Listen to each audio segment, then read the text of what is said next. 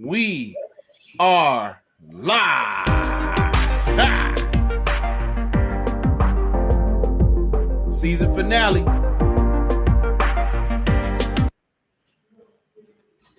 What happened to the music? What is going on? Not in the finale. Oh, come on. Come on. How is that even possible? What in the good gracious? Ha! We back. Ha! Ha! You know your favorite part, E?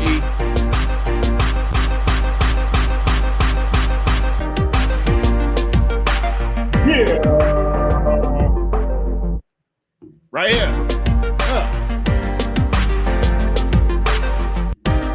Shout out to DJ Age. Yep. 9-year-old DJ Age. What a coming great through. track. Yes. Hey, welcome to the Money Sex Gen X season finale for season number 2. Are you kidding me? We did 2 seasons already. Wow. We got accomplishments, man. That's an accomplishment. 2 seasons. Quite an accomplishment. We're wrapping up today with a very strong conversation. Are you a sucker for not protesting? And it is me, your main man, Mr. Eric McLeod, your host with the most, the man with the plan, the guy that made him cry. Hey. Here with my co-captain, the man with many alter egos, That is the man who I like to call the Sultan of music streaming. That's me. The god of Genius Lab, and Chicago's very own Mr. Big Stu. Bow. Lick a shot. Big Stu, what's going on, brother?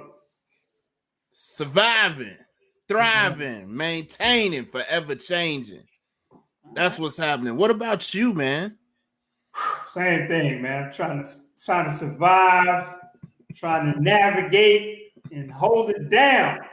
You know, a million ways to kill a black man, and they are trying. Yes, they are. Yes, to they take are. us out, man.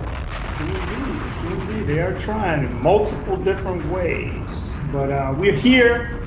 We are present, and we are going to have a strong Gen X conversation. I wanted to ask you, though, before we dive into this thing, anything from this week that stood out to you you want to talk about? Yeah, let me tell you the truth, man. I lost 2 interns this week. 2 interns quit on me this week. Okay. Wow. And so what my biggest takeaway, and we see you, Marilyn. I hope you can hear us. Marilyn's in the green room. Okay, good. I learned a lot about myself this week, man. That there's still some growth and development that needs to happen professionally. And I also learned that a lot of, college students are just unreliable, brother. But is that so? Young, they got, but that was the biggest thing, man. When I've hired and lost a number of interns in 2020. Mm-hmm. So I've come a long way from the first time I was kind of shocked. Well, this time it was like, it's par for the course. True. So I'm good. And I just know what I need to do to keep pushing through. So they're going to be mad at themselves that they left. They're going to be mad though. Because when they hear about it and come back, it's like, damn, I was used to intern for them. Nobody will believe them. True indeed. Yeah, man, it's increasingly difficult to find a good, solid intern. I mean, it's rough. I don't know what's going on out here at these higher educational institutions. But y'all got to tighten up and get us some better talent out here. Man, how was your week, brother? My week was rough. Yeah. And I've been saying that for the last probably 8 weeks. It was rough.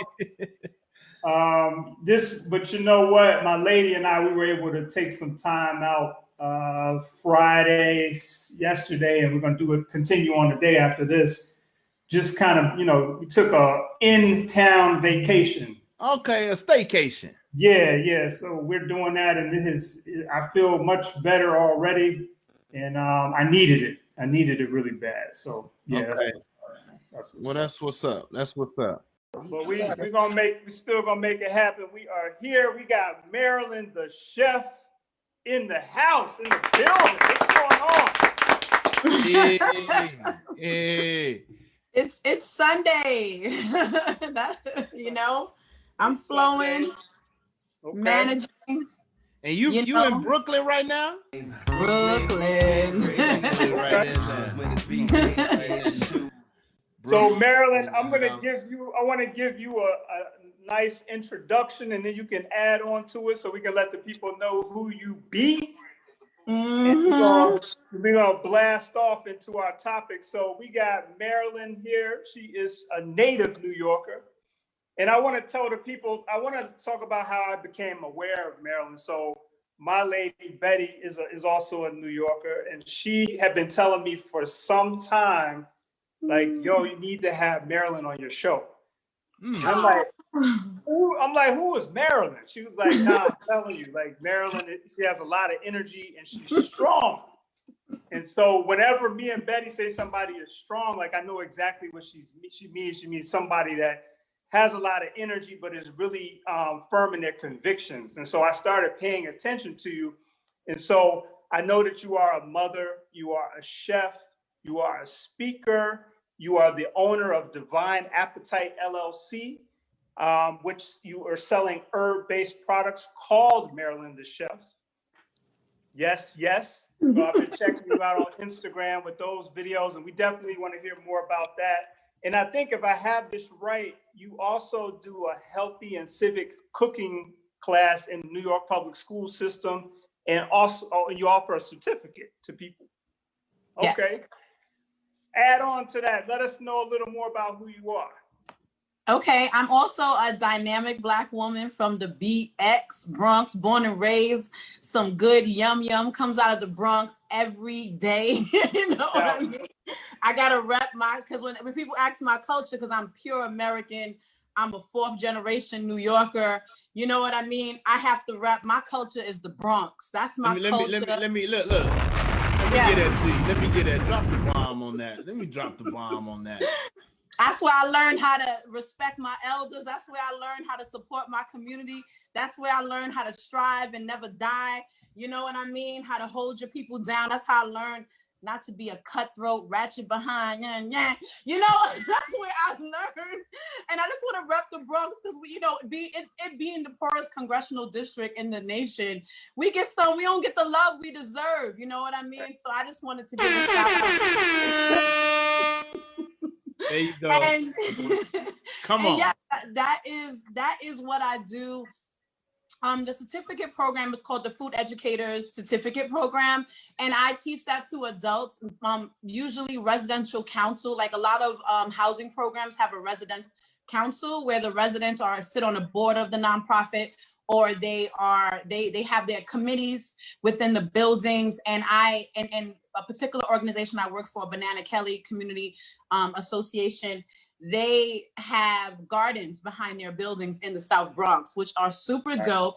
So I train their garden leaders and their resident council. And then at the end of the program, they get their New York City food protectors license. They're able to pass the test from our training at Divine Appetite. So this is a great experience for me because I also teach youth about entrepreneurship and that you can really indulge and gain all that cash money, but also directing your business toward your community. Like I work with my community 100% and I make money. You know what I mean? I have contracts with real numbers on them. It's not a game. It's not like something I'm a vision, because people shrink us. When a Black woman walk in the building, I have been called like, is that your price? Because I know you're a freelancer. No, when you sent the emails, shorty, you knew I was the CEO, but now I'm a freelancer because you want to bring my price down. Now sit your behind down. I'm still the CEO.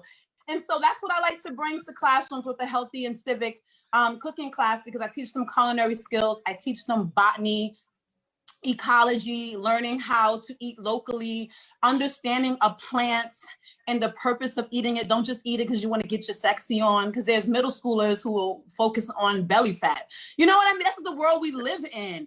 They're focusing on, I'm going on vacation in 3 weeks, instead of focusing on their long-term health, making sure they menstruate properly, make sure a young 13-year-old boy's hormones are balanced, because no one even tells a boy that he has hormones, you know, and that is very important to them. But also keeping them civically engaged by teaching them to create a food justice initiative, which I have created multiple times with council members, with the borough president of Manhattan, Gail Brewer, with different assembly people, the students, and I come up with a plan that impacts their direct community. And then we go show up like, hey, listen to us.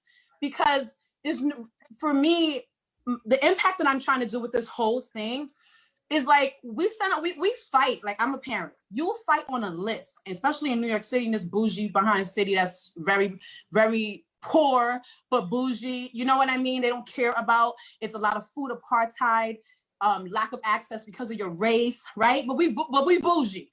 So you want our kids to go to these, get on a list for these top schools and compete and fight big state exams, A's. And we still have no economic, social, or political power after you got 3 degrees. I got a master's, I got a PhD, and you got no power. You nobody. Right. All you could help is you and your family and pay your mortgage, and you got good credit, but who you helping?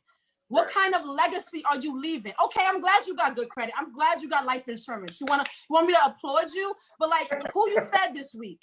You know what I'm saying? So I'm trying to do. Good point. Let's go ahead, Eric. Go ahead, because Marilyn is coming in hot. Marilyn, I'm glad that's that energy that we wanted.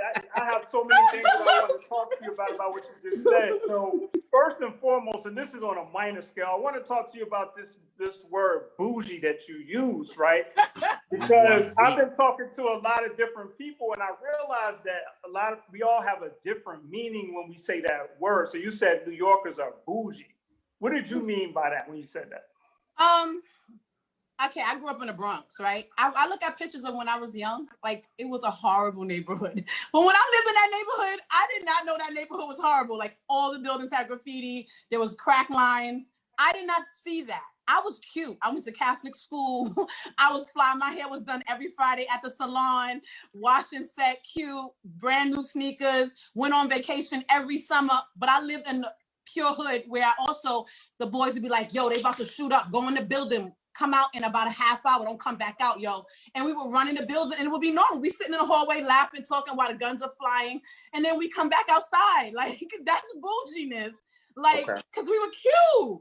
Right. We would fly. We wasn't walking around like how the news, like and I'm not saying it's not kids who don't have no clothes, but in New York City, even if you are in severe poverty, you have to maintain this vanity of being cute. You know what I'm saying? Like, you can't go outside looking, first of all, we talking about Generation X. I don't know about this new generation, because they go outside with bonnets and stuff, and I ain't gonna knock nobody, so I don't want no millennials and younger people to beat me up, but I'm just saying they be going outside to the whole Target with a bonnet, and in our generation, we couldn't do stuff like that. Couldn't do it.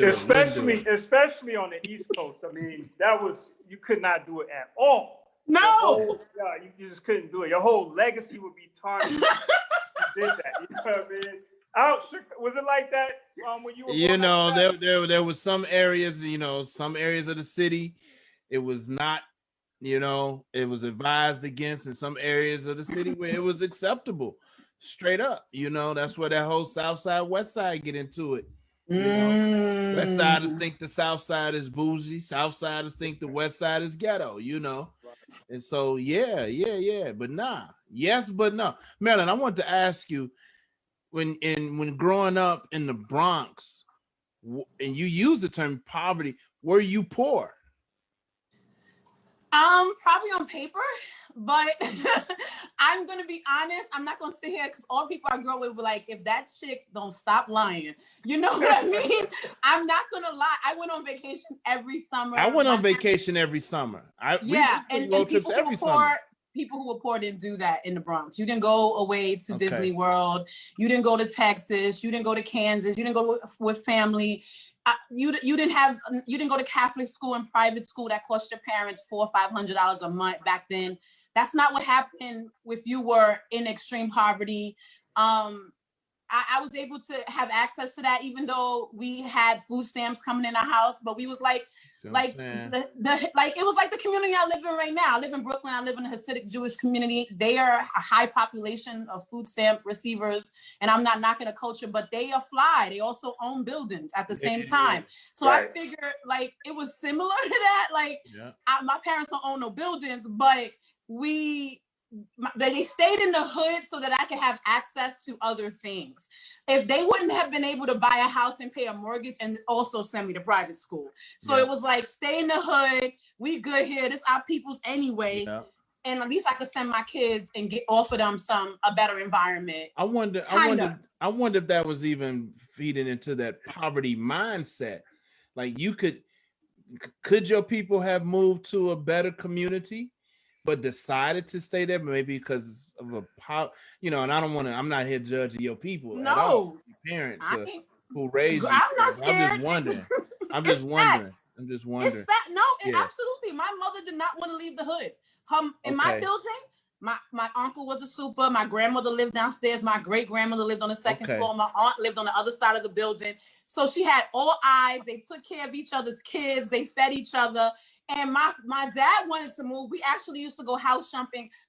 And so for a lot of my middle school years, I didn't like my mother because I felt like she was she sent me to a school that taught me that the hood was horrible, because we can get into education another way. But then she kept me in the hood. So the school had me looking at my mother like, you whack, even though she was paying my tuition. You know what I'm saying? So it was a mixed mindset, and it was not good, because I didn't look at my Black people with a bright eye until I got older because of it. Because when they expose you to this and you're learning every day that where you live is scary and hurry up and get out and those people are bad, but they're your family at the same time, you know what I mean? And then your mom has access to move, but now that I'm a mother, I wish my sisters lived next door and my grandmother was downstairs. Yeah. It matters. And I know what she was focusing on, her mental health and her sanity, more than moving on up and being 100% by herself with her kids. You know what? That's a good point. Wow. Like, I look at it like this too. So like Scott was talking about in Chicago, the difference between the South Side and the West Side. So most of my family is from the West Side. And I'll say this, I like the South Side, but I feel more comfortable personally on the West Side. And to your point, it's like, sometimes we can move and all that, but if you move, I feel like you like where I live now, we live in the suburbs, there's no real soul. Like, I can't really feel the environment like I could if I was on the South Side, or especially on the West Side. If I'm on the West, I can go to the West Side right now and feel right at home. But if you talk to people, they're like, the West Side is the worst place in the world. You'll get killed and all that. And I mean, maybe for some people, it is the worst place in the world, but for other people, they feel at home there. So I don't know, like when you talk about your mother, she could have been, some people might say she had a poverty mindset. I might just say she wanted to stay connected to her culture, what she felt like her culture was. I don't see anything wrong with that. She absolutely did. My mom doesn't have a huge education, and to this day, I'm like, my store's doing well. What else would your store be doing? What else would your store be doing? It only could be doing well. You know, when I was going through divorce, he's stressing me out. I don't think I'm gonna be able to speak at this event. Oh, so people gonna hold you down when you were born to succeed? This is how a woman who doesn't even have a high school diploma thinks. Right. So society will instantly say she has a poverty mindset, that she's ignorant. And in some ways, she may be ignorant to certain knowledges that other people don't have. But I know people who have degrees that hate on their own kids. and don't even want to see their kids to grow past them. So it's about emotional intelligence, and it's about inner growth as a human being. That really takes you to the next level, that you can live in extreme poverty, have no education or access, and give your kids 100% of that and more. You know what I mean? And so my mom has both sides. My mom is hood. She will never come on here and be like, I'm she's like, and not care, but her kids is fly. And that's what matters. She's like, but my kids is fly. Your kids ain't as fly as my kids. You know what I mean? Yeah, that's interesting. Let me jump in and ask you this question, the topic of today. Marilyn, were you in the streets protesting during the civil unrest this spring in this country, in New York? Were you in the streets protesting? Yes, and to an extent. To an extent, I was. Now, were you out there holding signs, marching with the people, yelling at the police? Oh, I don't yell at police because I'm from the Bronx, so I don't yell at police. I'm on the Democratic county committee. I'm on the police council. You know, I do stuff like that. Okay. I'm not slow. Okay. I don't yell at police, but I definitely was protesting to some extent, and definitely being rallying up the humans. And because I was protesting in Brooklyn. Brooklyn is very different now. And where I live, there's a different kind of protesters that come out to shine a light on the Negroes. We're here for you. And I don't care who gets mad at me, because I'm gonna give you an example since we want to talk about a protest. So I'm at the protest. I'm standing with another Generation Xer, and these nice little young ladies jumping. Oh, we gonna stand here and jump in front of us. Okay. And I'm like, you know, I'm already like, because I'm grown. So I'm like, okay. And this young man is like, I F these mother effing police. F them, I hate them. A young white man. And so I look at my friend, and she's looking at me like, Marilyn, behave. She gave me that look, the Black woman look. Like, and I'm like, nah, not today. I said, so why you hate the police? And he just looks at me, you know, aren't you angry? I said, no, I want to know why you're angry. Tell me. I want to hear why you're so angry that you're spitting and cussing and might cause for only the Black people in this crowd to die. I just want to know why you're doing that. What are you angry about? Well, because of the injustice. And I said, has your family ever caused injustice? Has any of your ancestors caused injustice? Have you looked into that? Are you mad about that? That your ancestors may have caused injustice against a Black woman? Yeah. May have sodomized a Black man or a Black woman at once. And he's looking at me. I said, oh, does those words scare you? Why are you at a protest then? Does that scare you? Rape, harsh sentences for spitting on floors.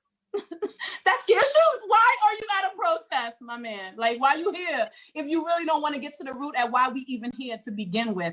And now you're provoking the exact people who are sent to kill my young men. Okay? So I'm just concerned because if another Black boy stands right next to you, a Black young man your age stands right next to you, and your voice is being projected, they may only see him and put a bullet in his head, and you will go home. So I'm just asking you, why are you mad? And, right? And Marilyn, that gets to something I wanted us to talk about, to that anecdote. Like, when we say the word, so I tell people sometimes, I used to study Scientology, and I know Scientology has a very interesting reputation. It's not usually not good, right? Like, it's just super crazy and bugged out. But I learned a lot while I was there. And one thing I learned from them is like really paying attention to words. So when you hear the word protest, because you were asking, dude, like, what are you protesting? Why are you out here? Like, when you hear the word protest, what does that word even mean to you? What does that word mean? Yeah. To me, protesting is me saying, I resist. I resist this bureaucracy. I resist these policies and procedures that are held against me. I resist. I don't resist just that someone got shot, because I'm from the Bronx in the 1980s. And I know a lot of brothers who were great and they never make it to the news. I know a lot of people whose apartments got kicked in. They never did nothing wrong. It was actually the apartment upstairs, and they killed and massacred a whole family, and it never made it to the news. I can name names in my head right now of women who lost their babies because their house got shot up because it was a wrong apartment, and it never made it to the news. That's not me not shining a light on the one person we want to amplify right now. It's telling you, I ain't here for one person. I'm here because this is a lifelong thing that I keep seeing my entire life, and I'm tired. I have a 90-year-old grandmother said, y'all out in that street yelling still?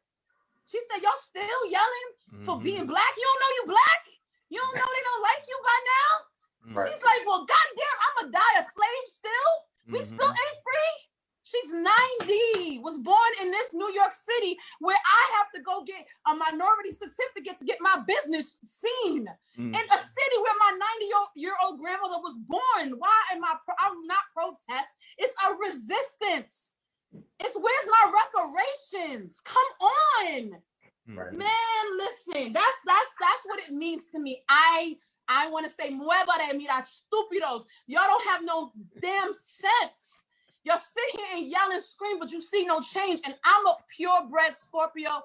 If I do something, I'm winning. Don't come for me and make me put in my sweat and I don't get nothing from it. Nah, man, I don't have time for that.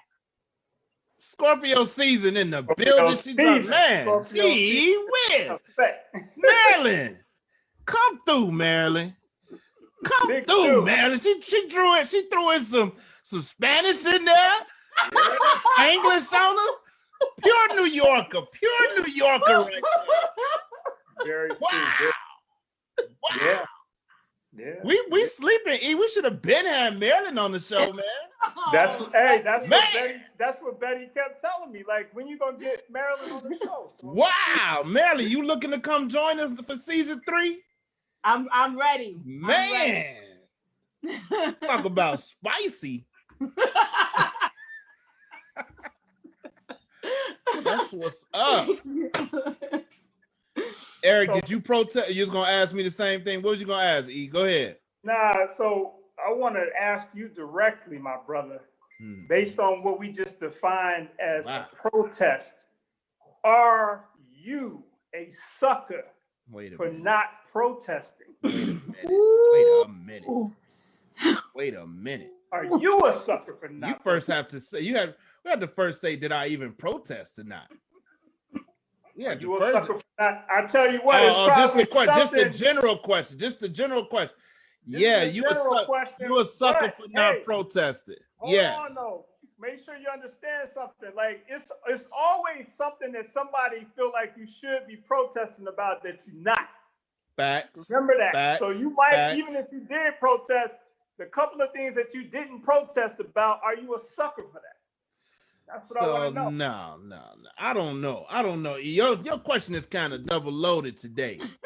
That's kind of a double loaded question. So one, you a sucker for not protesting. You a sucker for not standing up for the injustices that's happening to our people. Yes. If you black and you ain't stand up for that, by Marilyn from the Chef from Brooklyn, New York, from the Bronx's definition, if you didn't stand up and resist in some capacity, you a sucker. Yes. Okay. You a sucker, like a sucker MC. You a sucker for not protesting if you didn't stand up to resist some of the bullshit that has been occurring in this country for as long as we've been here. I said that. Okay. 100%. Okay. All right. So we've established that you are a sucker if you don't stand up. Now, what I want to talk about is what are the variety of ways that a person can protest, right? So Marilyn was talking about, so her whole life to me represents a protest, even if she wasn't out on the street holding it down, but just the things that she's doing. But I know there's some people that are like, if you're not out there holding the sign and beefing with the police, you're not protesting. How do you all feel about, like, let's talk about what are some ways that you can really resist and get some results and impact some change out here? Yeah, well, you know, Marilyn, you are our guest today, and the people are loving you right now. So I'll digress. Go ahead, Marilyn. Answer that question. I appreciate that. If I can speak from New York City, there's something called Build Your Block. I'm not saying it's a perfect space, right? But Build Your Block is something that's held usually by the NCOs of each neighborhood community officer for your local precinct. So there's a precinct council meeting that happens every month. But then there's that Build Your Block that you could totally Google and put in your zip code and you'll find your meetings. Okay. Build Your Block, and it'll go by your your district, your precinct. So even though one precinct could represent multiple little neighborhoods, because in New York it's big. So anyway, when you go there, you have the direct officers that rotate your community, because the police out here be trying to act like they huge and they got mad police to scare us, but they don't. You know what I'm saying? Every little area got like 5-6 cops that rotate. That's why it takes so long for them to come. It may be a little more than 5. I'm exaggerating, but what I'm saying is that there's not a lot of police officers out on the streets. No, they're not.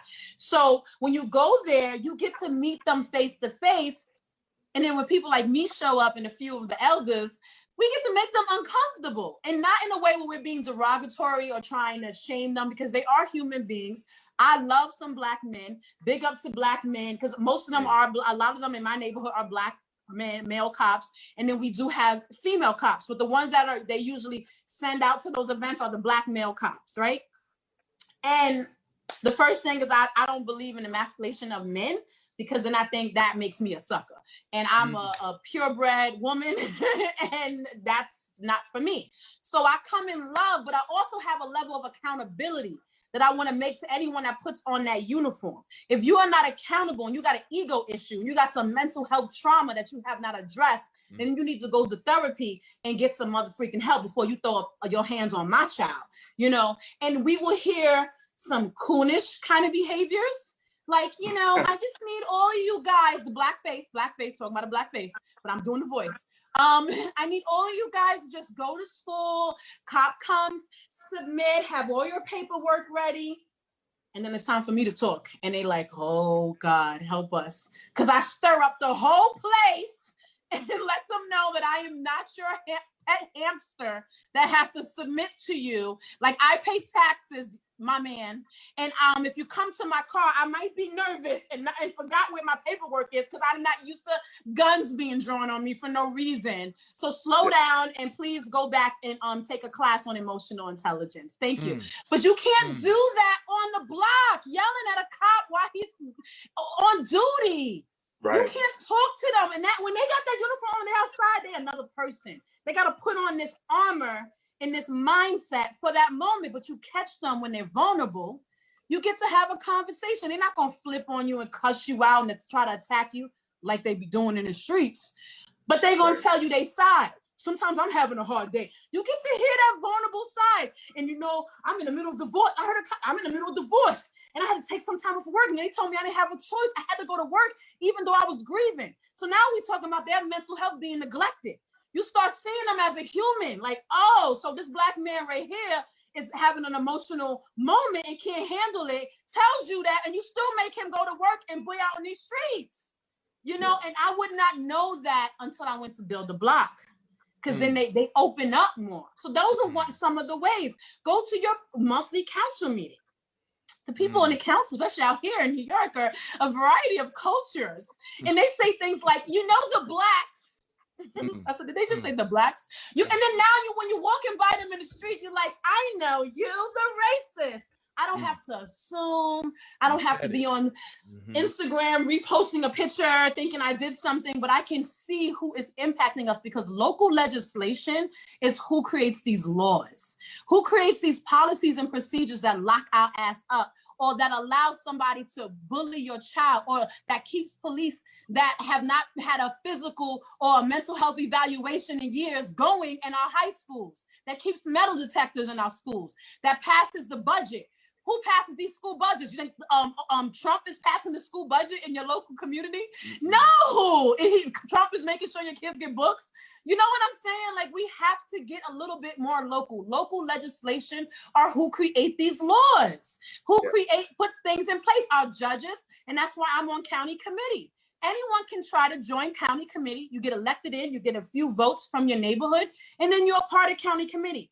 And you'll vote in if there's like public advocate, say they become the governor. The public advocate becomes a council person or joins Congress or becomes part of the Senate, right? So now that office is open. The county committee, they have to appear in front of the county committee unless they out here in Brooklyn, mafia style, and they just get voted in by somebody else, which happens all the freaking time too. Otherwise, they have to come and stand before the county committee, and then we decide if we think they're qualified. You know what I mean? So it's still not the voice we want, but it's a much more intimate voice on what happens in your local community. Because people are not getting shot, like people who live in Brooklyn are not getting shot in DC in front of the White House. They're getting shot on their block. They're getting shot on their neighborhood, in their building. That's where we're getting killed. Kids are being attacked in their school, around the neighborhood. So that's where you must start, from my point of view. That's how you can help. Come to the PTA. If you cannot come to PTA meetings in the DOE, if your kid goes to a DOE school, donate some money and stop buying freaking red bottoms and Gucci bags. How much have you donated to the PTA? Even if your nephew goes to that school and not you, you don't even have no kids, but you riding around and getting it. Donate some money so that our voice can, when the Black women and men walk in the building, they're like, oh, those are the people that donate all the money. Shh. But when we show up, we don't have no economic power. No one gives a F what we say. Because it's all about the Benjamins. What? You know what I'm saying? Yeah. So that's my layers. That's my layers. Sorry, I know I'm. No, man, this is thank you. This is great. You know, these are conversations that we're not having, especially, man, just big time. We're just not. And we need somebody like you, Marilyn, to really kind of shake this tree and say, yo, people, wake up. Like, wake up. You have the capacity to make change now. You do not have to wait. Stop complaining and do something. And you've laid out 50 things to do. and this, you've given us 50 things to do. Even if you don't have a kid in the school, I probably go back. There are 50 things that you've said that we could do. It just in the short amount of time that you've been on them with us already. Amazing. Amazing. Everybody out there, this is the Money, Sex, Gen X podcast. Yes. This is the season 2 finale. Are you a sucker for not protesting? We are here with our esteemed guest, Marilyn The Chef from the X, residing in Brooklyn. And this is a wonderful conversation. You know, Marilyn, Scott and I started this podcast for a simple reason. And that reason is we felt like Gen Xers like ourselves, and all of us are Gen Xers, like we didn't see ourselves really reflected strongly in the media.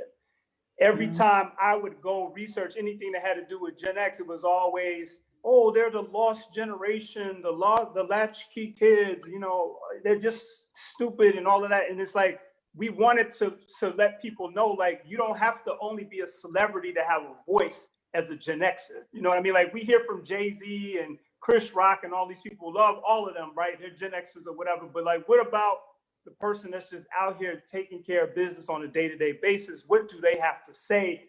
Which is why it's so important that you joined us today and all these people are getting a chance to hear you. But what I want to focus on right now is when we talk about protesting, one thing I never hear people use as a protest is the concept of having a Black family. Is that a protest? Having a Black family. And before we get into this, I want to say this, right? So this is something that I talk to people about behind the scenes all the time. It's like I hear people talk about all this stuff and it's all so important, but I never hear, and to me, this is the critical piece that we have to master in order to move forward, that family structure has to be put back together and regained. I want to know from you all, like, do you think that we're too far gone to do that? Do you all feel it's a form of protest to even have a Black family? Yeah, that's a great question, E. I would agree with you. I think it is a form of protest in saying that we're not willing to break up keeping us as a people together. We're not willing to shift away from that. Our protest is we feel so strongly about our community and our people that we're going to stay together no matter what. Yes. That is the protest. You know, look, we can be a little colorful on here, Marilyn. This is where I come to let my hair down. And you know, you can give the middle finger to the system by committing to the Black family. Sure. Well, I'm laughing because I have so many layers, you know. I've been married twice. I am the most modern part of the I will leave a dude in 3.8 seconds, kind of shorty, and blame it 100% on me. I ain't even out here mad at men. Right. I love men, and that might be a problem also. Right. But I think men are amazing. You know what I mean? I'm just keeping it real. So I have like struggles in love because I love very hard, going back to my Scorpio roots, and I'm very loyal and dedicated, but when you ain't offering me the same thing and you slip up a little bit, even though I will hold on, and I've had 2 very long-term relationships, I kind of get out mentally. And with my last one, because I didn't have, like, part of the reason I have my business is because I had infertility. So my first marriage, I was in my 20s and I married a Black minister, and it was challenging for me because I know I needed that spiritual, I'm not religious anymore, but I needed that grounding at that time in my life because I was a hot goose out in these streets. And I'm not talking about being a hoe and stuff like that. I'm talking about, there was no grounding. Your spice level, if I think you spicy now, in your 20s. In my 20s. My ex-husband used to, like, we with the Lord, and I used to tell my dad, this dude is crying, son. Yo, I can't even no dude crying. And my dad would be like, daughter, I cry with my wife. Yeah. Men could cry with their wife. I'm like, nah, man, I'm out. I can't do this. And it was horrible. That was literally, as a 41-year-old woman, that was horrible. I should have been there for him. At least I learned, you know? Yeah. So I think it's very valuable to have a Black family. I have 3 small children, a 9-year-old, a 4-year-old, and a 7-year-old, all girls. And I try to give them a good example. They have only seen me date one person since my separation 4 years ago. Their father and I do not have the best relationship, but I will not own that. I will not own that because I promise you, Marilyn's an honest person, and I have tried, and it has been very challenging. It's been very challenging because we don't get along, and we're very strong people. And as you can see, I'm a very strong person, and I don't like repetitive behavior. If you keep hurting me, I can't keep forgiving you. And so that hurts me. But at the same point, I still send my kids with him. I still make an effort. I still got an iPad so my daughter can call, because you're not touching my phone. I don't even want his voice to be near me. And I'm gonna keep it 100. But my daughters deserve a father because I had a father. And it mattered. I call my dad crying, cussing the whole world out. As a grown woman, I can't imagine my daughters not having that man in their life. So I'm not a selfish person. So it's challenging. So that's how I try to keep the Blackness. Hold on. I'm currently 6 months pregnant and single. So, you know, and I don't say that often because as a Black woman and a 41-year-old Black woman, our generation got shamed out our brains, man. These new groups can literally show up and say they are butterfly and be growing wings, and everybody's down with them. Oh my God, she identifies as a butterfly. I'm not trying to play nobody, but I'm just saying. It's real. That's real. We could not come to the room any way but perfect, and that's what has happened to this generation Xers, because we had to make up for so much. The generation of the baby boomers was trying their best to prove that we good. See, look at this example. And that was a lot of pressure on us. So for me to say I'm 41 with 3 kids, and you know how easy it is for someone to say, well, you're gonna be alone. And I'll be like, maybe you're gonna be alone, but I'm too cute to ever be alone, bro. Like, I ain't got no problem. I got 99 problems, a man ain't one. So wow. Marilyn is in the building. But I have in this process, because, you know, I give a testimony all the time about business, how it's like birthing a baby. And this baby, y'all, as y'all know, is going to come out, right? Regardless, no matter what I do or how it comes out, this baby has to come out. So if I give that testimony, I started during this pregnancy to look at that in my relationships. Like, this has to happen. You love companionship. You're a great woman. I am a loyal ride or die. I'll help you write your business plan. We can go do this. Let's travel. I'm free spirited, but I seem to choose people who I kind of may not like in the same way. And then I don't have to really, it's like a setup, but this is when you have to really evaluate yourself. I said, how can I bring a long-term relationship into my home now?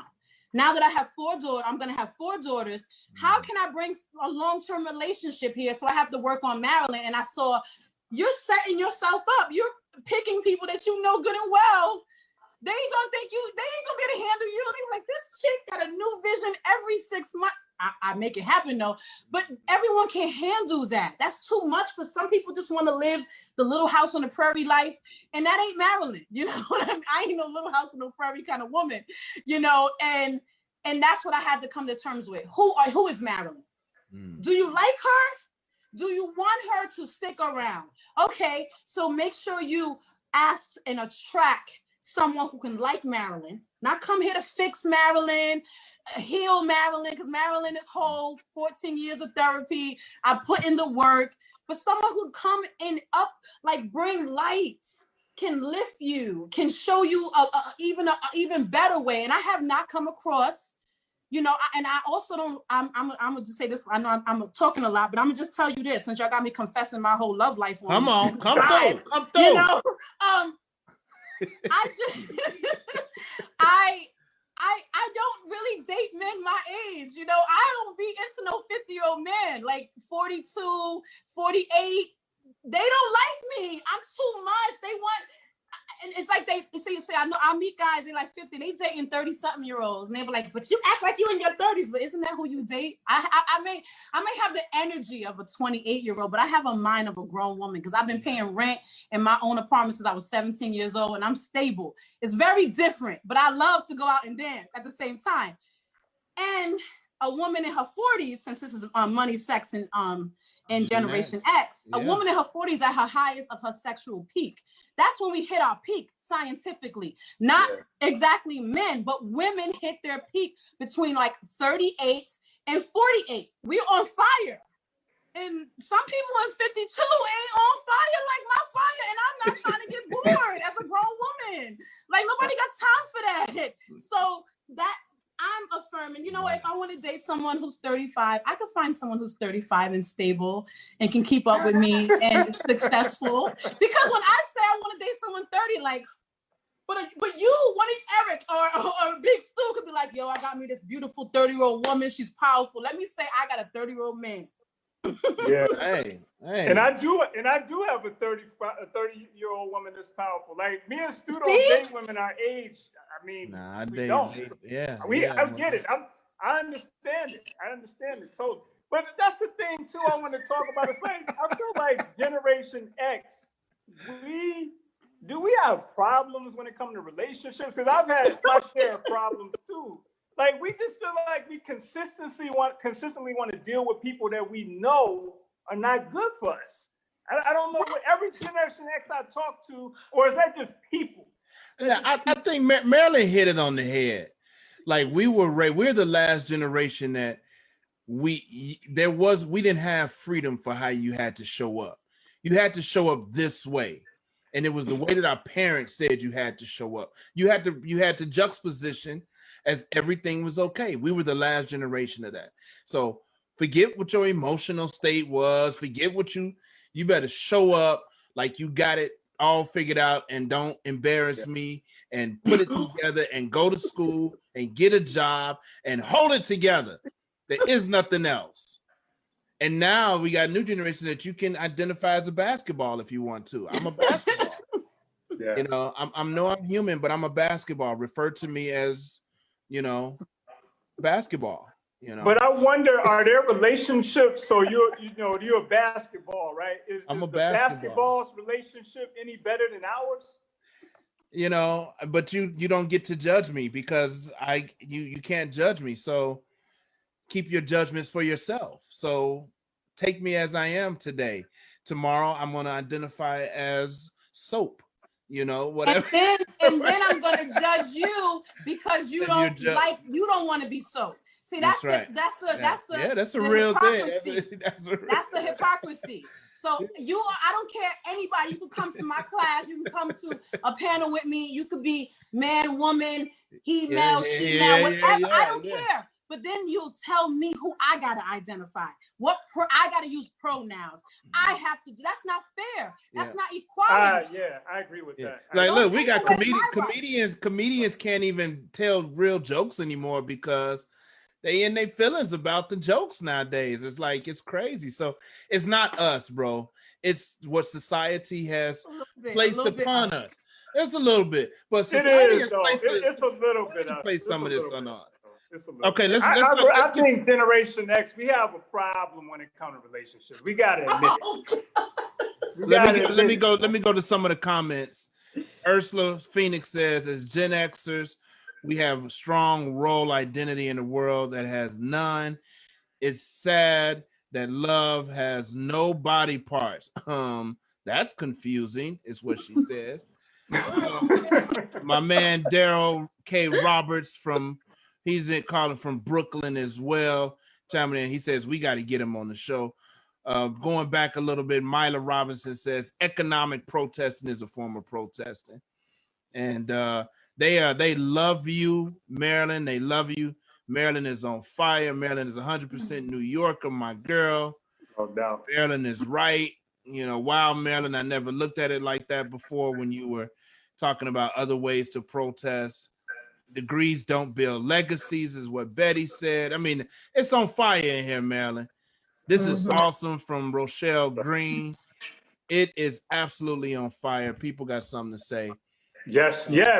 We got to sit up in here. That's good. That's what I love about having these conversations. Like we don't know who these conversations might reach. You know what I mean? So thank you for coming on this show. So I guess Marilyn and I are agreeing that Gen Xers have a problem with relationships.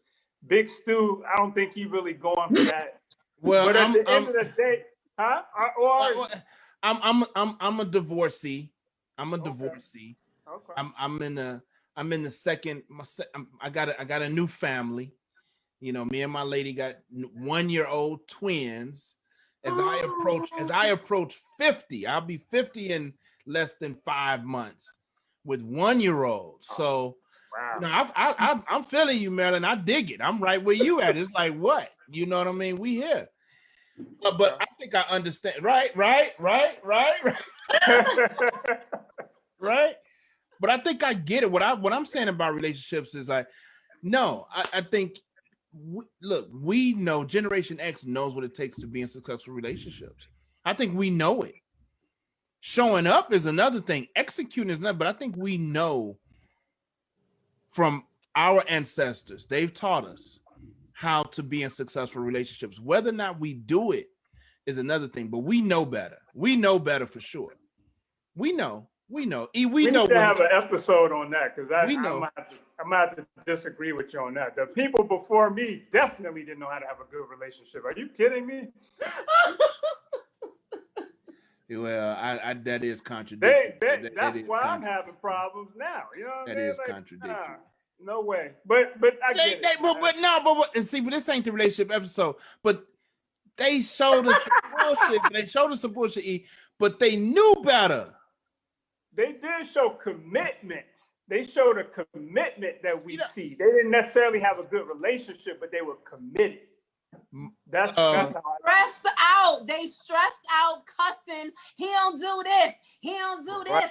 I can't stand her. They make me Right. sick. I'm miserable. I'm sad, but I'm going to stay. Sleeping in two separate rooms. I'm not doing that.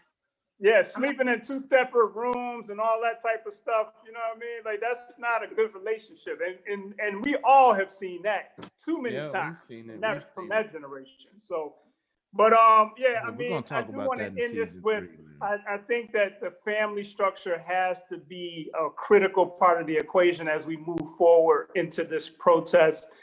I do not protest in terms of going out, you know, on the streets and all that. It's not that I wouldn't, but I kind of feel like my whole life is a protest. It's the way that I approach things. Like, I always talk to people about the fact that I love Black women. And a lot of people that I deal with, they really, I don't want to judge them, but like, they could care less about a Black woman. That's just the reality. I love Black women.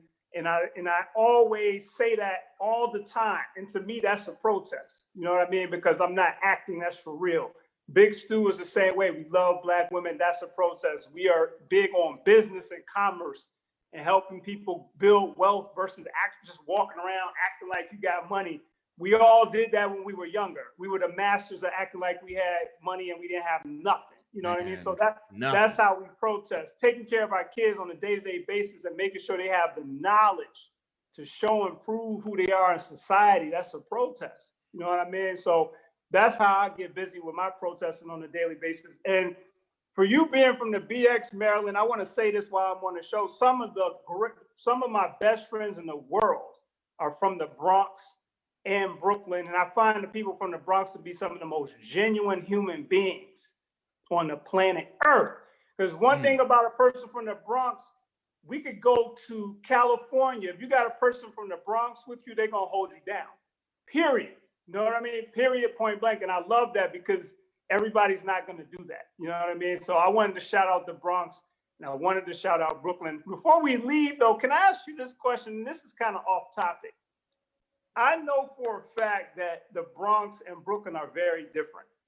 How is it for a person that's a native of the Bronx to be living in Brooklyn? Like, was that a transition period that you had to go through? Was it easy? How did that look? I honestly have two friends, and I've lived in Brooklyn for about 13 years. I have two people that I would consider my friends. 13 years in this borough. Because when you hit on the nose about the Bronx, especially in the Generation X, we show up different. Brooklyn is, I feel like, is a very individual space. New Yorkers is considered individualized, right? Like, we're individual. I'm an individual. We do have that energy, but when it's something about growing up in the poorest congressional district, you know, it's something about growing up there. Like, you would have 6-figure families living in the hood because New York is expensive. Like, you could be double income, make sure they're making 6 figures and their kids go to good schools, but we still got to live in the hood building because it's just to get a house out here is millions of dollars. You know what I mean? So in the Bronx, we struggled together. During the crack era, I could tell you 100% why you know people, the person from the Bronx is like that. We still didn't have to lock our doors. And it was straight crackheads, but they wouldn't rob the people they knew. They would go to the next neighborhood. Out here in Brooklyn, they'll rob their freaking neighbor. They'll rob anybody. And I'm not trying to play all of Brooklyn, but that's much more known than in the Bronx. You ain't gonna sleep with so-and-so on the 5th floor's husband, because you know we gonna rag you. The whole block is ragging you. You not gonna live on this block, shorty, sleeping with somebody's husband. We ragging you, we dogging you out. You ain't getting away with it. You know what I mean? It's not gonna be socially correct. And I feel like the word is called accountability. We had accountability. And when you have accountability, no matter what, you're gonna hold people down. I'm the oldest child, so I'm always accountable in a nurturing person. But I noticed in Brooklyn, some shady motherfuckers out here. They shady, they show up like they're glorious, but they not gonna ride or die for you. They not. They want it's always a compromise you gotta make for people out here. They're not just willing to give up self once in a while. They don't understand that empowers you, because I sow seeds all the time, and I feel like that's why I've never had nothing. I never not have a contract. Contracts coming to my email, not because I got the master marketing plan, but I sow seeds in the ground of love and family and community that no one sees. I constantly help. Out of my 5, I give 3. That's how I was raised in the Bronx. Like, if you got $5, you give up 3. I'm not going to be in a group with my friends like, wow, so you can't come out to dinner with us? None of my friends would. We going to dinner. You coming, duh. We got you. Everyone will chip in. Yeah. Not in Brooklyn. You can't afford your own? Swinging shit that ain't even yours. Get the hell out of my face. But anyway, let me stop because I don't want to get in trouble. I'm being I can't really say nothing about that. No, I'm not, and there's nothing wrong with that. There's nothing wrong with that. But what I'm saying is when you amplify, they amplify artificials. What I'm trying to say, you amplifying shit that ain't even real. Like you said, come showing up like you got all of this and you don't. No, if we all ate together, we will win. That's why some blocks will look better than other blocks in the Bronx, because then all the older elders will put their money together and be like, those kids don't got shoes. Ain't no kid on my block gonna not have shoes. Ain't no kid on our block gonna have no coat. And it just didn't matter. But I feel like Brooklyn is very competitive. It's very about, let me show out. You know what I'm saying? It's different. Brooklyn niggas know how to play. Pack of 600 getting crazy paid. They getting crazy paid because they shooting their own brother. You know what I mean? Taking his money from his sneaker box. Now let me stop because I live in Brooklyn. Brooklyn. I'm not. Hey, Brooklyn is dope. Brooklyn is in the building. Brooklyn is a beautiful place, but it has transformed. Yeah. It is not it is not the struggles of back then. It is a very shiny place now. Don't let people get on. There's still Brownsville, there's still East New York. Yeah. But Fort Greene is gone. The Fort Greene is gone. It is gentrified. Whatever. Talking about the Fort Greene, I know. The Fort Greene, I know. Totally different, man. It's a whole nother place here, and I feel I live here because I wanted something different. The Bronx is very Latin, and I wanted to be more. The one thing about Brooklyn is Black-owned businesses and Black people, and that's why I live in Brooklyn, because I want to raise my daughters around Black people, and I want them to walk into stores. Their pediatrician is a Black woman. Their dentist has a huge practice in Park Slope, Black woman owned. I can't find that in the Bronx. Herbal stores that I buy products from, Black owned. Oil shops, not like some foreign culture, but Black American owned. Like, that is what I want my daughters to be able to see, and they have that here in Brooklyn. They do not have a variety of that in the Bronx, and so I can't be there anymore because I'm not going to raise my daughters to think that we don't have no economic power, or that if they don't see it, we don't believe it. You know what I mean? Right, definitely. Yeah, no question. And all my Brooklyn, one of my best friends in the world is from Brooklyn, so I'm gonna just say this because I don't want to get the phone call later. But like, Brooklyn will hold you down too. But I understand your point. I have to say that. Brooklyn will hold you down. Two great friends that live in Brooklyn. They are my girls, and I love them. But I'm saying, from my years here, it was very challenging to you see how I show up? They can't handle this because I'm like this, but I'm very intelligent and stable and successful. They can't handle. They still, especially in our generation, they still think intelligence is that I must come and show up like this and sit and explain to you the value of this Black woman. I'm not doing that. I don't need to be somebody else. I like my culture. So that's the energy here in our generation. So I haven't been able to rock with as many people, but I have found my I have my same friends. I think that's another thing with us, Generation X. I have the same friends since high school, and I think we just scared of new people. I don't know what they did to us. No doubt. Yeah, it's safer that way. Definitely. I have a couple of questions as we begin to wrap up. Marilyn, again, you've been absolutely phenomenal on the show. One of the things one of my takeaways is that I heard you say that you are involved. It seems like that you might even be involved at some level politically, whether it's a PTA or a school, you're a teacher, and so what might you say to the millennials that I am defining as tend to be a little ratchet? Like, how do you, what might you say to them to get them to be more involved and more to play more of a role in how they might improve their environments or their community? Mm. How do you get Okay. like what might you say to them to get them to have that mind shift or change up to add more value to their community? The first thing I want to say is, because it's a generation that came from us, you know what I mean? And the people in front of us, but you know, you're an average 30-year-old, 32-year-old has a 60-year-old parent, you know what I mean? Like, or 50-some-year-old parent, depending on how people had kids back then.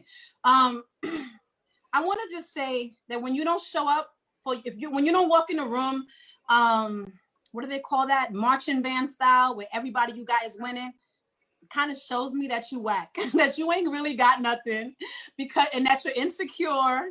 So y'all like to show off and show out and be very much, it's about me. But when you don't, I know some 30-some-year-olds who show up like a marching band and everyone in their team is winning.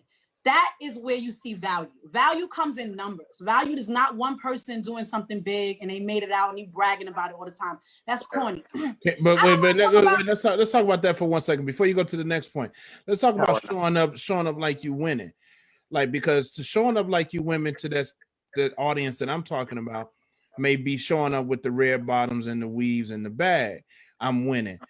Can you define, before you go to your next point, define winning? Well, what does it mean to have something? What are you talking about? Okay, so I will use this a moment I had at a women's group in Medgar Evers College asked me to come speak, right? And you see how I look, and then she was like, can you specifically speak about vanity and hair? I'm like, I have fair skin, I'm Black, and I have my hair cut off. Really, you trying to get me jump? Like, you know what I mean? Like, I don't want to do this, but this is how I put it, because I'm not trying to play nobody.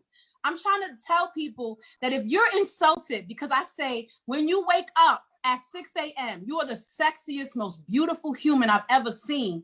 And then you think that once you put loads of coating on you, that's when now you're blinging.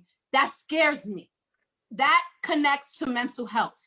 That connects to how I see you on the outside.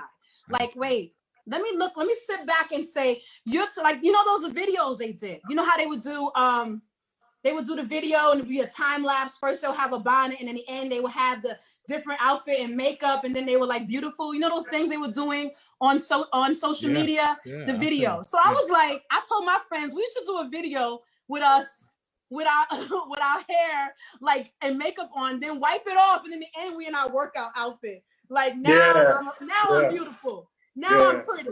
You know, I saw one like that. I saw somebody do one. I saw some people do one like that a couple years ago. That's how. And when I broke it down in that term, I'm like, I'm not here trying to play you, but I was in a room with about 25 women, and only the 2 Latin and 1 white woman were the only people that had their natural hair. That's a lot of people making an investment in an industry that you don't populate and you don't dominate and you ain't making no money from. And the hair itself is chemically treated, right? And it's heavily chemically treated, and you wonder why you're getting breakouts. And it's attacking our skin. The chemicals that they use on it are not being tested on Black women. Most of these are being tested on foreign cultures or European males. So none of these chemicals are even on animals. They're not tested on our skin. So we just have to I look at everything in layers, you know, and I compare it to a relationship. Now, a man come into your house and he offers you everything that's artificial, but does not care if you're sick, does not care if you need a drink of water, does not care if you need food, buy your car, don't care if your mama's sick, don't care if you're tired, don't care if you need a hug or need to be touched, don't want to have sex with you, don't want to touch you, don't want to engage with you, just want to give you some cash so you can look nice. Would you think that's a valuable relationship? So what is your relationship with makeup and outfits? And it doesn't offer your life any extension. You're showing up and acting like we under the Jim Crow laws, like you got to show up with all this stuff to win at a job and you the one with the degree. It makes no sense. You have to go to school for all these years and still cover up yourself. and then you make fun of the Hasidic Jews, but at least they doing it for a religion that's been embedded in them, but you doing it just because you don't like yourself. Come on, how dare society try to make you feel like you're not amazing when we are ageless? We have amazing skin. We don't age. Our hair is thick until we mess with it. Our hair is so powerful. We the sexiest things on earth. We could gain 30 pounds and no one notice. Another person gained 30 pounds, they be looking like a hot SpongeBob mess. But I'm gonna stop. I wanted you. No, you answered my question. You answered. Sorry, That's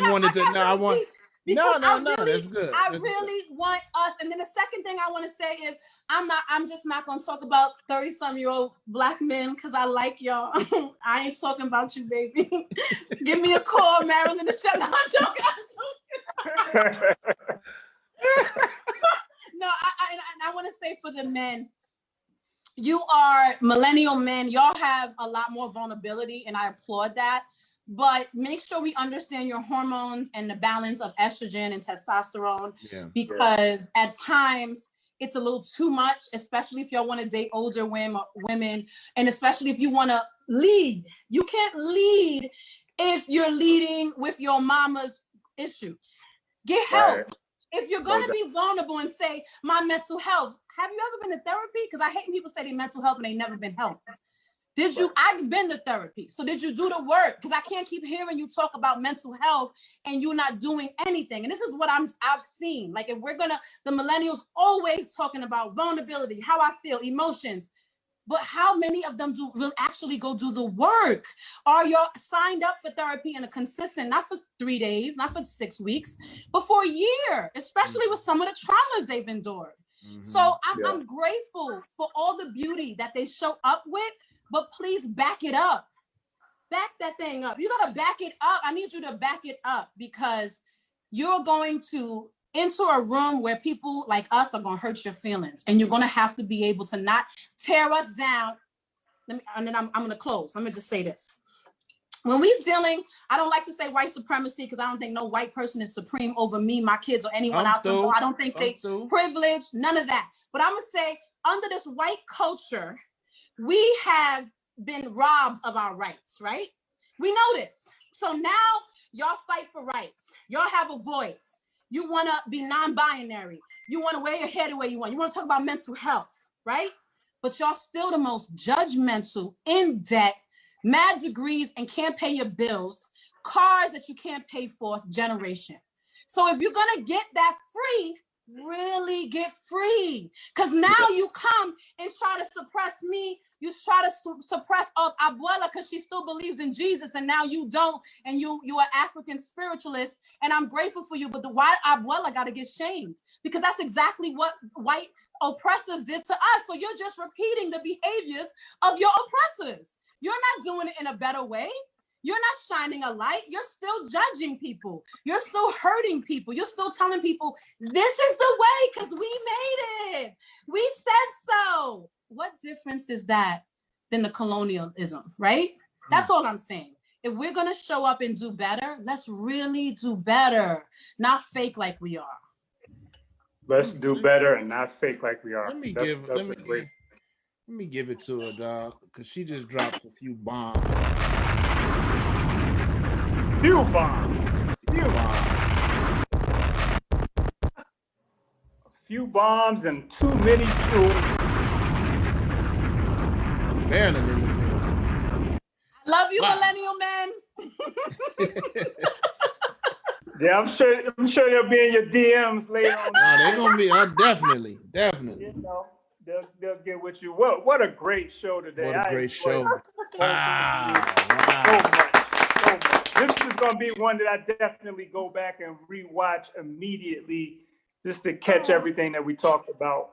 Thank you. So, Marilyn, we would love to have you back on in season 3. The next time we see you, I want to talk about food, because we didn't really get into that part of you, but I know you're like really, really into food, and we want to talk about food and like trying to do better as men with food and all of that. So if you could come back, we would love that.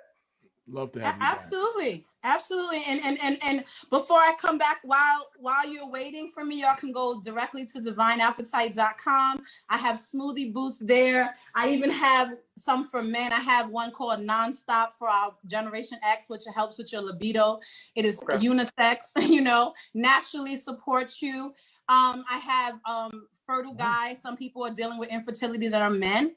And I have a smoothie booster with teaspoon in a smoothie to help your life. So go check it out. We even have face cleansers. And I'm grateful for great skin because I am aging. And I'm also a Black woman, thank goodness. So just check out divineappetite.com and you can hear about a lot of what we do. Follow me anywhere on social media at Marilyn The Chef, and go subscribe to my YouTube channel. I'm trying to get my numbers up because I want to go live and get paid. It's about the Benjamins. I'm tired of doing stuff. I'm tired of doing Instagram for free lives. You know what I mean? On Instagram, they don't try to give us no money, yo. But at least on YouTube, you can actually make something happen. So if you are a YouTuber and you want to listen to some deep videos, go check out my YouTube channel. I'm putting in some exclusive videos on there. And there goes my entrepreneur side. I'm done. And I want to say thank you so much, by the way. Thank you, Betty. My Betty, such a beautiful woman. She's just so loving from the first day I met that woman. She's just a really good person. And I just got to give her that for a moment. And then I want to say thank you to these two amazing Black men, respectful, valuable, raw. We really need that. You give a great impression of the Generation X men, which your freedom is so impressive to me. And I'm so grateful to have shared a space with y'all. Thank you. Thank you. Wow. Coming from a fellow Gen Xer. Thank you so much. And a strong Black woman. Sorry about that, E. My bad, bro. No, we good. So yeah, thank you for that. So we're gonna wrap up, you all. Thanks, Marilyn. We're gonna E, we got some stuff to wrap up, or we closing it out right now? No, we got some other stuff to wrap up. Thank you, Marilyn. We're gonna holler at you. We'll stay in touch with you, all right? Thank you. Marilyn The Chef, y'all check her out. Awesome. Wow, okay. What a great conversation. Indeed, man. Indeed. Wow, that was heavy, man. That was great.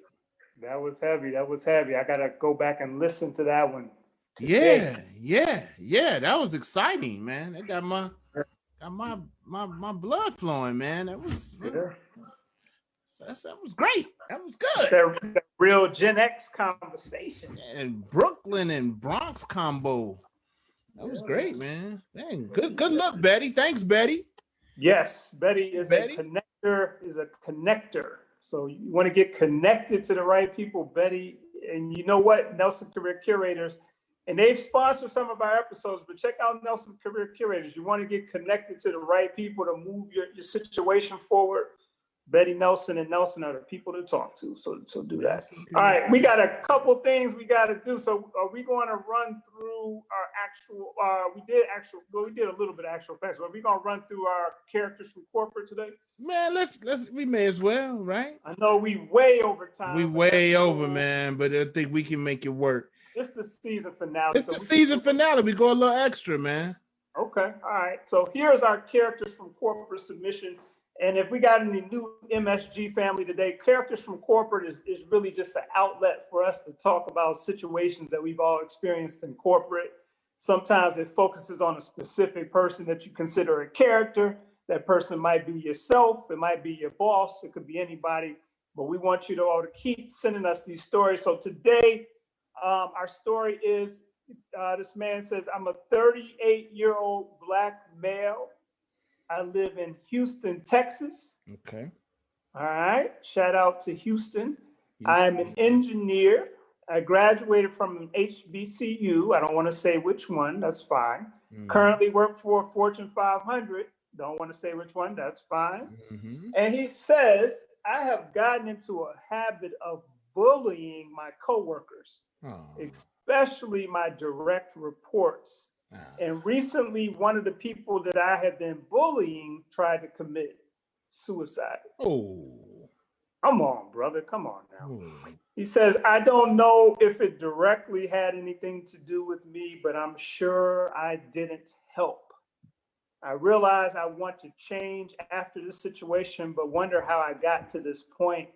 I think it was originally me being on the offensive, trying to avoid being a victim myself when I originally came into corporate. I am definitely a character from corporate.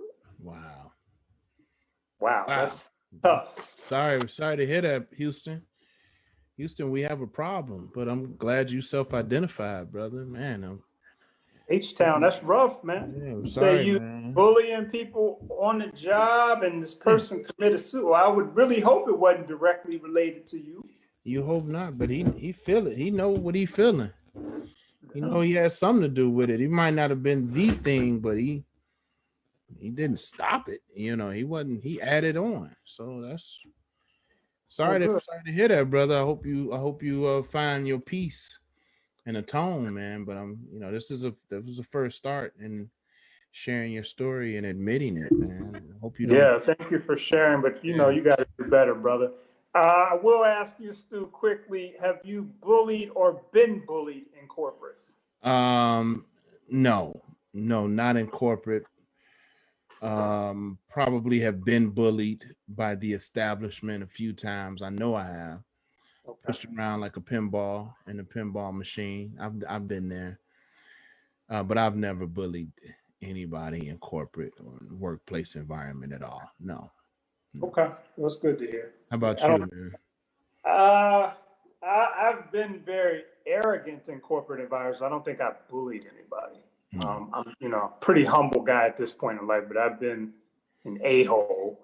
But I don't. That's just not my style to bully people. So nah. Yeah, I don't even I used to think that I had to be an a-hole to be successful.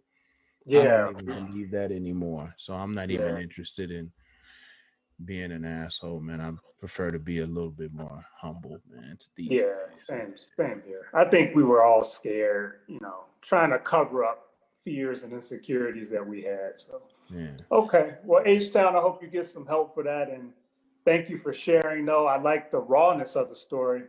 I think that's a little deeper than we probably would have expected when we thought about this type of a segment, but we want you all to keep sending in those stories so we can get some perspective on characters from corporate. All right, I think we've taken care of all of our responsibilities. My co-captain let me know, though. Yeah, well, we normally would do a song. We would feature a song from Music's Pool, but what we're going to do, the song that I wanted to feature is by Not Them, KNOTTHM, the husband-wife duo that are on Pool, highlighted on Pool. I'm gonna save that to the post-production of the audio version. Okay. That you can catch at buzzsprout.com/moneysexgenx. So that'll be ready in a few days. Okay, cool. We're still gonna highlight them, and that's what's up, man. Man, what a great show! What a really great show, man.